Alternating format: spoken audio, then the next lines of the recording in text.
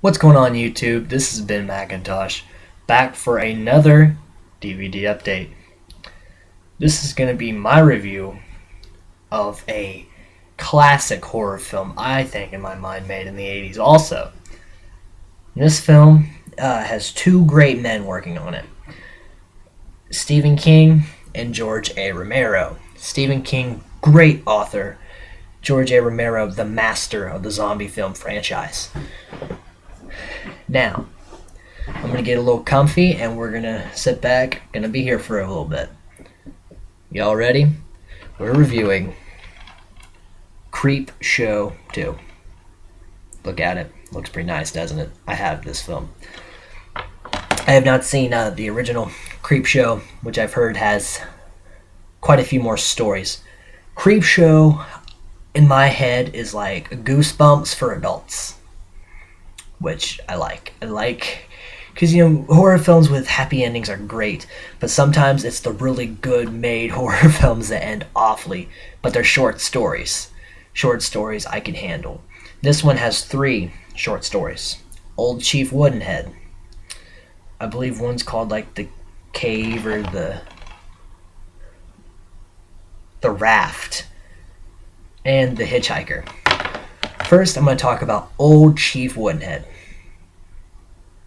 which is the story of an old man and woman who own this little convenience store in this very rundown ghost town, which would it be compared nowadays. And the Indians that live there, which are not like the only people that live there, they can't pay them that much anymore.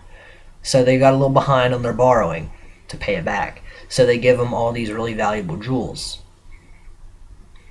Well, I know you're thinking, well, what does Old Chief Woodenhead have to do with this part of the story? Well, in front of the store, there is this giant statue of an Indian. And the old man that runs the store has been taking care of this thing for years. It's been there for a long time. And he's always painting it, taking care of it, talks to it. And this Indian, every time he walks in, pays respect to the Old Chief Woodenhead. Well, he gives the guy the jewels, he leaves.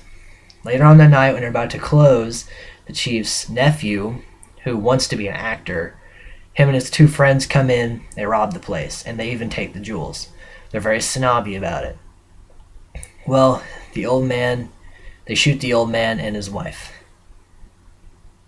And the Old Chief Woodenhead sees them leave and sees the place very messed up.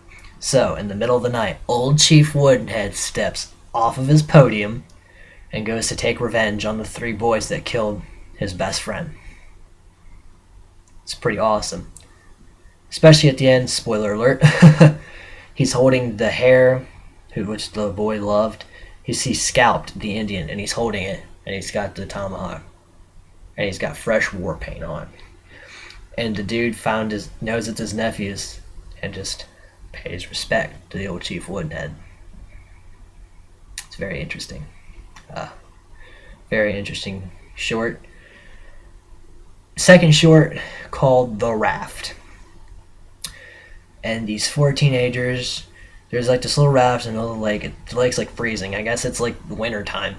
And they jump in, go to the raft just to chill out, have a good time. Well, there's this oil slick. And when the girl was swimming there, the oil slick was moving toward her. Freaked out the boy. He says there's something about this oil slick that isn't normal. The girl reaches out to touch it, and it sucks her in and eats her. So now you have a man-eating oil slick. And it continues pick them off. Well, the boy, another spoiler coming up, makes a break for it, gets to the land. He's right on the land. He's like, I beat you. And it makes a wave and just eats him. So I guess it's a story. If you see an oil slick, get out of there. And the third one is probably my favorite one. Started off a little slow, because it's the longest one.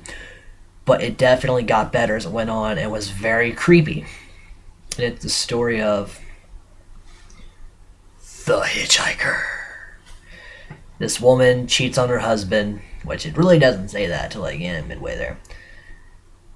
And on her way, I guess, an interview or something, she hits this hitchhiker. And she drives away. It's like a hit and run. Well, throughout when she's trying to drive home, throughout the night, the hitchhiker's like coming back. He's like trying to grab her. He's climbing on top of her car. He's like, "Thanks for the ride, lady. Thanks for the ride, lady." And each time she just like runs him over. She goes to the windshield, and he gets more and more banged up, but he keeps coming back. And then finally, she just keeps ramming him into this tree. She drives home and gets in her garage, and she's sits there. She's like, "I made it." Spoiler alert. And he climbs out from under the car. "Thanks for the ride, lady." And then her husband comes home, and she's not in her car.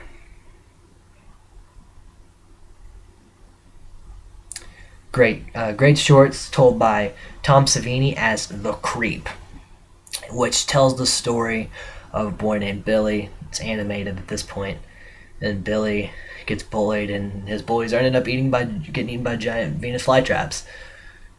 It's a very fun film. Flies by because it's just shorts put together with the story of Billy in between each short.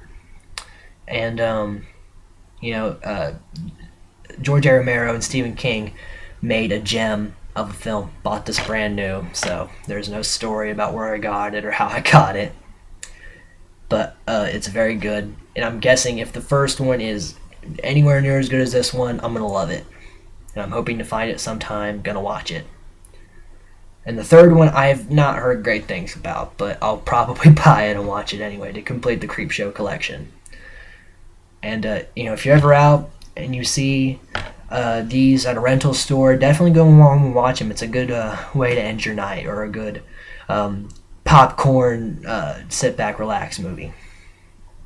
This has been Ben McIntosh's review of Creepshow 2. Now, if you would like me to review anything else, like I said, whenever I make my collection video, let me know. I will go in depth. So thank you all for watching. Ben McIntosh signing out. Have a great night.